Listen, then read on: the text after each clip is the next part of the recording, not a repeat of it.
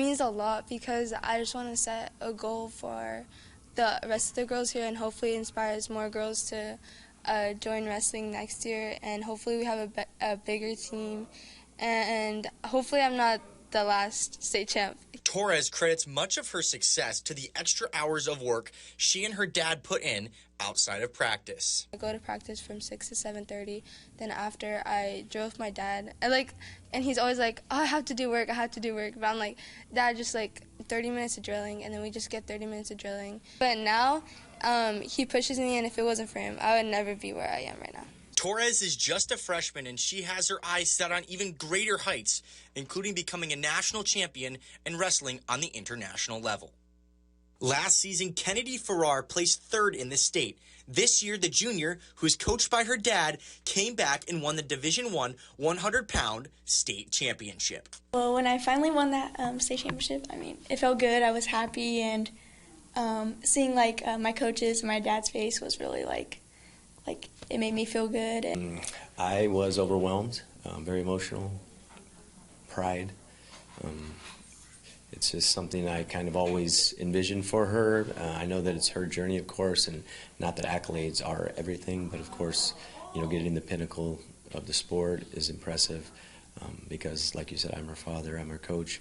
I've watched her work for this for years, so it just makes it all the more gratifying. For the Farrars, wrestling is a family affair, and Kennedy has separated herself from her peers with countless hours of hard work and determination alongside her father.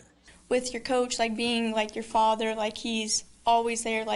We'll be at home and he'd be like, "Do you guys want to go practice?" And then we're like, "Yeah, let's go." And then "Or do you guys want to do a workout?" So just that constant pushing, I guess. It does come down to determination, discipline. There's a lot of consistency that's required to be at a certain level and to become a state champion. And so I think, her consistency throughout the years, she has had an advantage. I was a wrestler myself, so I, of course, taught her wrestling since she was a little girl.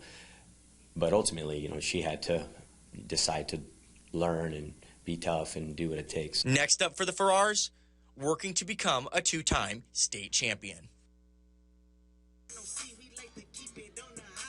All now with the 1-0 Kofa Kings coming off a big win last night over Independence, hosting the 2-3 San Luis Sidewinders. Bottom of the second, Kings up 2-1. Ivan Benitez pops up into shallow center. Arnold Jimenez chasing it and makes the diving catch. What a snag there from the center fielder.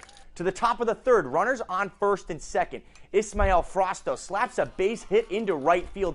Cesar Chavarria racing around third. He goes to the plate. The throw is in time for the out. How about that throw from Daniel Zazueta to preserve Kofa's lead? To the top of the fourth now. Bases loaded, 2 outs. Santiago Zapeta grounds it to first. Bonilla flips it to the pitcher Ernesto Hernandez. And that's in time for the out to retire the side. Bottom of the inning, the pitch from Juan Pablo Chavez. He kicks, he throws. It's in the dirt and it's past Chavarria. Bonillas races in to score and doubles Kofa's lead, and they'd add a few more later on. Kofa takes this one 7-1. To the softball diamond now, Gila Ridge looking for their first win at home this season as they welcomed the Cibola Raiders into town.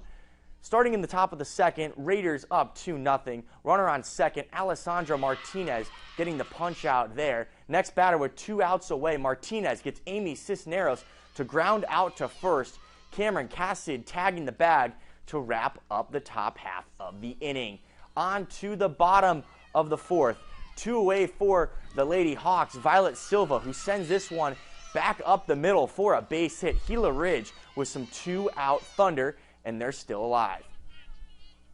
A little later on, Cisneros with the bases loaded pitching, and she walks her. That means Silva comes in to score, and for the first time in the game, the Hawks are on the board.